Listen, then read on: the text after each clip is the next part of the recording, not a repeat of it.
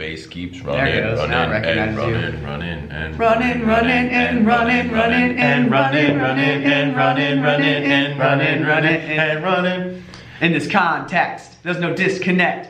So when I bust my rhymes, you break your neck. We got 5 minutes for us to disconnect From all intellect and let the rhythm affect. Follow your intuition.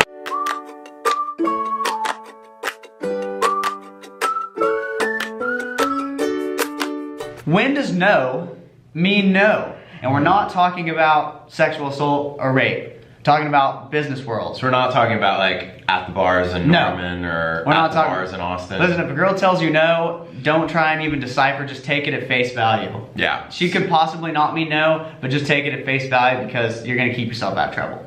There are a lot of YouTube videos out there that will address this question in the context that we're not talking about. Yeah. We're not qualified to address No. it. We We're don't not talking know. about that. We don't know if no means no. Anyways. We're just men, for goodness sake. Yes. Jeez, we don't, yeah, okay. Anyways, when does no mean no? Seth. Seth has no context of what this topic is gonna be about other than that question. So Seth, in the business world, when does no mean no? That's tough, Jordan. It is tough. You know, my knee-jerk reaction is you're talking about a customer being like, I think I'm okay right now, and I think that I didn't even think of that. That's good, yeah. I think that no is good to hear because automatically the customer no longer feels like they need to be defensive. They've already put out their cards, and that gives you a chance to like say, okay, totally understand, now's not a good time, and then ask more questions. And learn more about them and build the relationship. So I feel like once a customer is able to say no, they then put their guard down. Yeah. Because they've already told you no, Yeah. they don't feel like Yeah. it's waiting on their answer anymore. Yeah, that's true. That's true. That's good. That's a whole nother rabbit trail. Okay. I'm thinking of this in a different context. So I'm thinking of no in the sense of I want to start a business. When people are telling me no, that's a bad idea, or customers or family are telling me no, that's a bad idea, when do I actually take their advice? Got it. I could have used more context. Yeah, I didn't give you context for that reason because I wanted to see what kind of word your head was. All right, here. So, one of the first questions that Seth and I, when we decided we were going to start this garage cleaning company, Periwinkle, was we started asking friends and family, should we start a garage cleaning company? Yeah. That's a great question to ask if you're thinking about starting a business. Go ask people what they think. Surprisingly, well, maybe not surprisingly to you guys, but a lot of people said don't do it. Yeah. And one particular friend for me sticks out, and I remember exactly what he said. He said, don't start a garage cleaning company because it's not a scalable business model. You can't scale. Yeah. So I remember that. Yeah. And I'm not saying I use that as coals to throw into my furnace to keep me fired up, but like you remember all of this stuff whenever you're talking to somebody about your potential dreams. Like they don't just go away. So you're meaning like in your idea phase, like Yeah, as a serial should we have entrepreneur, listened? Should we have listened to all of those no's? Do you listen to when people tell you no? All right, I got another one. So Seth asked me, we decided to start the garage cleaning company anyways. It was scalable, but Oh, sorry. I was So- daydreaming. I was Seth- reading your notes. Seth asked me, can we clean 2 garages in a day? This was a great question on your part. And my response was no, we can't. It was a hard no. It was a hard no. It was like a Seth, don't ask me stupid questions. I'm busy Yeah. kind of a no. My experience in cleaning garages has been that you cannot do, back then, you cannot do 2 garages in a day because these things already take 6 hours, and by the end of the day, you're dog tired, your back hurts, your feet hurts. You can't, I couldn't imagine finishing one garage and then driving to a new one, starting all over. Could not imagine it. Yeah, periwinkle transformations are hard enough as it is. Yep. You throw 2 into one day. Yeah. You might as well be superhuman. Yeah. So I told you no to that. You told me no. But here we are doing it. Yeah. That's just another example of a no. When do you take these no's at face value? Yeah. So another one I asked, or I think we need to address, is when we were on the fence about naming our company Periwinkle. Yeah. We asked everybody, right? Yes. What kind of feedback did you get? I mean, overwhelming no's, obviously. We've talked about this. Why? Why did people say no about it? Why didn't people want us to name it Periwinkle? Well, This question's been in my head for a while, and I asked a few mentors about it, and I got one really good answer from somebody. I don't think that's what you're wanting, but I think that it's hard for people. We're friends with people who aren't entrepreneurs and people who are employees, like people who are not like us and don't think like us and don't have the same task of building an organization like we do. But they're consumers. They should know, right? Consumers are who you want to theoretically want to get the opinions from. Theoretically, yes. Would you buy this diaper over this diaper? But we weren't presenting it in the consumer context for them. We were presenting it in the producer context for them. We were saying, we're thinking of this name, what do you think? And they never have to go through that thought process.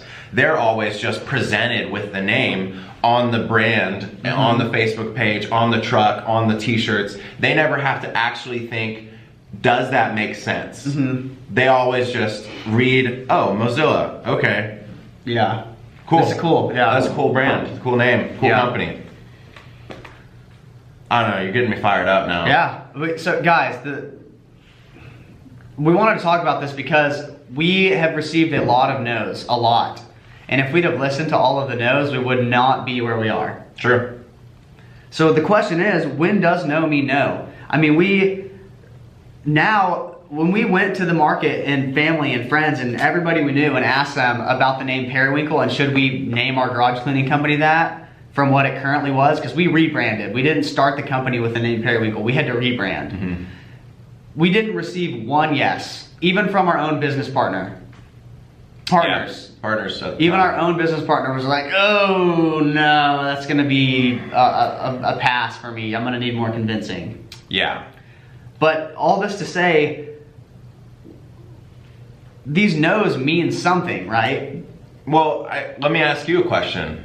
I know you're leading this talk, yeah, but ask you're away. You're the one that knew that we had to change our name.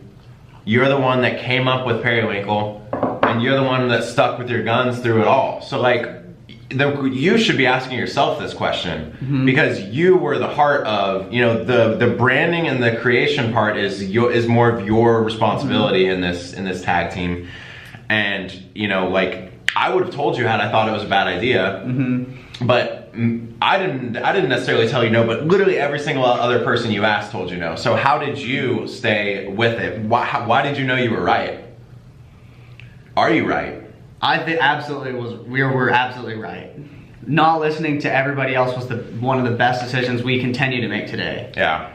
And I think that we knew we were right because we are entrepreneurs. We don't do it the way everyone else does it. Yeah. And that's kind of why I wanted to ask this question today. When does no mean no? No never means no. That's the answer to this business question, because when you're getting no's, all that means is you were going the right way. That means you were venturing into uncharted territory. You were going into territory where no one else is there. You have no competition. You're gonna have a product or service that is unmatched or does not exist yet. And that's why people say no to your ideas, or a potential reason is because they haven't seen it done before. Yeah. Whenever somebody told me that it's not a scalable model, well, watch. Yeah. Watch and learn. It's scalable. Watch. Have you ever heard of franchising or licensing? Yeah. You know, everybody wants to make the online businesses these days because they're scalable. E-commerce. And that's why everyone does it, guys. That's why everyone does it, because they went to people and they're like, that's a good idea. You should start a media company. Yeah. You should start a blog, because everyone's saying yes to those ideas. But I'm saying, and we are saying, drive into the no's. If you start seeing wrong way signs, no, nobody lives here, keep going, because that's where all the low-hanging fruit is. Yeah. Those lands have not been pillaged and ransacked yet. I gotta say, you're absolutely right on this. And it's because that entrepreneurship is in the no's. Owning your job is in the yeses. Exactly. It is. If people are telling you yes, that's a good idea, guess what? That means the industry already exists. Yeah, that means means have a lot of competition. People already understand the business model. The technology already exists. It's not innovative. People are telling you yes because there's no fear, there's no uncertainty. They've seen it done.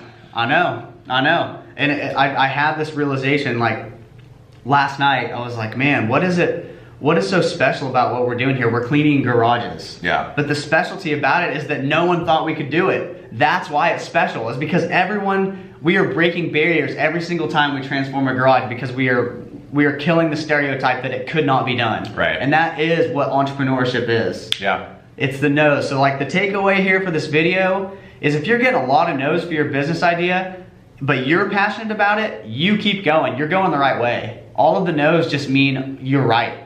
No one's doing it. Yeah, and like what you said, if people are telling you no to your name, to your business idea, to the industry you're trying to get into or trying to create a product or a service, piece of technology,